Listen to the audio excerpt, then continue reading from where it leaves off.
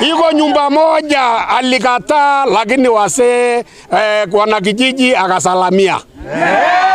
Akasalamia. Tulimpoteza ndugu yangu hapa anaitwa Saningo Membe na ni sababu ya pombe.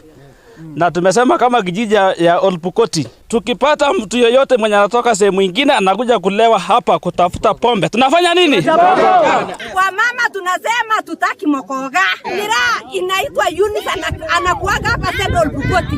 Tunataka kuambia watu wa Kimokoro. Mnyama yenye gari gote ndiondo tumeumiza na ameenda Kimokoro. Nikiwa hapa, nikiwa msegijiji hapa, niko na watu yangu ya mkono. Mtu napiga tu nduru hapa ngweng, hiyo itakutana na wananchi. Tunasabisa Ukipatikana ukiwa unakunywa pombe na unapiga nduru usiku utapigwa.